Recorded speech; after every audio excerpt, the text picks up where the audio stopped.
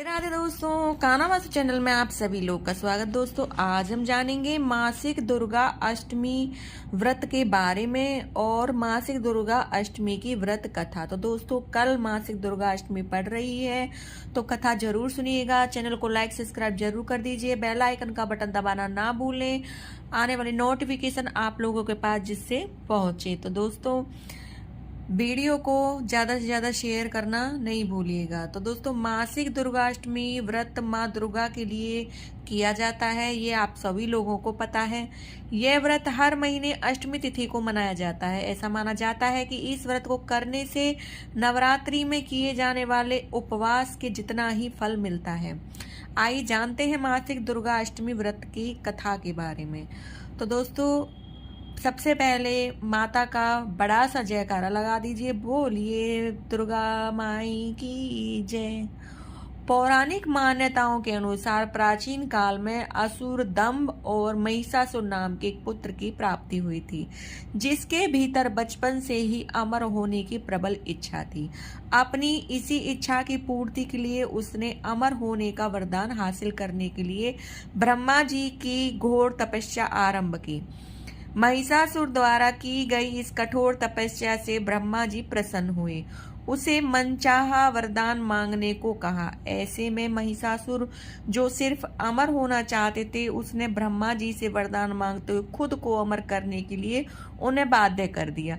परंतु ब्रह्मा जी ने महिषासुर को अमरता का वरदान देने की बात ये कहते हुए टाल दी कि जन्म के बाद मृत्यु और मृत्यु के बाद जन्म निश्चित है, इसलिए अमरता जैसी किसी बात को कोई अस्तित्व नहीं है।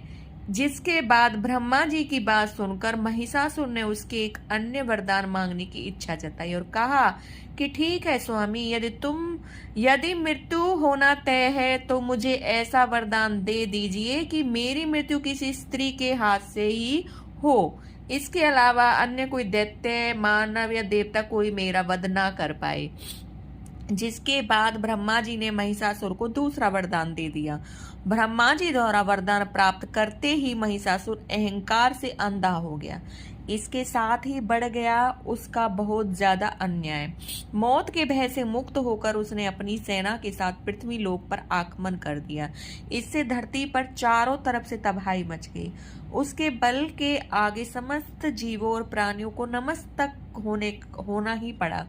जिसके बाद पृथ्वी और पाताल को अपने अधीन करने के बाद अहंकारी महिषासुर ने इंद्रलोक पर भी आक्रमण कर दिया, जिसमें उन्होंने इंद्रदेव को पराजित कर स्वर्ग पर भी कब्जा कर लिया। अब महिषासुर से परेशान होकर सभी देवी देवता त्रिदेव अर्थात महादेव, ब्रह्मा और विष्णु के पास सहायता मांगने पहुंचे। अब इस पर विष्णु जी ने उसके अंत के लिए देवी शक्ति के निर्माण की सलाह दी, जिसके बाद सभी देवताओं ने मिलकर देवी शक्ति को सहायता के लिए पुकारा। इस पुकार को सुनकर सभी देवताओं के शरीर में से निकले तेज ने एक अत्यंत खूबसूरत सुंदरी का निर्माण किया। उसी तेज से निकली माँ आदि शक्ति, जिसके रूप और तेज से सभी देवताओं भी आश्चर्यचकित हो गए। त्रिदेवों की मदद से निर्मित हुई देवी दुर्गा को हिमवान ने सवारी के लिए सिंह दिया। इसी प्रकार वहां मौजूद सभी देवताओं ने भी मां को अपने अपने एक एक अस्त्र शस्त्र सौंपे। इस तरह स्वर्ग में देवी दुर्गा को इस समस्या हेतु तैयार किया गया। माना जाता है कि देवी का अत्यंत सुंदर रूप देखकर महिषासुर उनके प्रति बहुत आकर्षित होने लगा।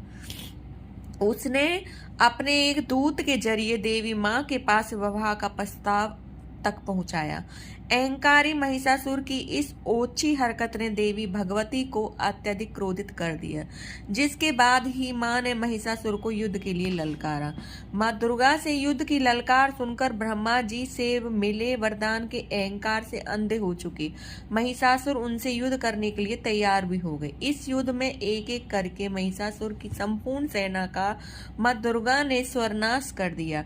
इस दौरान माना यह भी जाता है कि युद्ध पूरे 9 दिन तक चला, जिस दौरान असुरों के सम्राट महिषासुर के विभिन्न रूप धरकर देवी मां को छलने की कई बार कोशिश की, लेकिन उसकी सभी कोशिशें आखिरकार नाकाम होती रही। देवी भगवती ने अपने चक्र से इस युद्ध में महिषासुर का सिर काटते हुए उसका वध कर दिया था। इस तरह देवी भगवती के हाथों महिषासुर की मृत्यु संभव हो पाई। माना जाता है कि जिस दिन मां भगवती ने स्वर्लोक, पृथ्वीलोक और पाताल लोक के महिषासुर से पापों से मुक्ति दिलाई, उसी दिन से ही ये दुर्गा अष्टमी का पर्व हमारे यहाँ पर मनाया जाता है।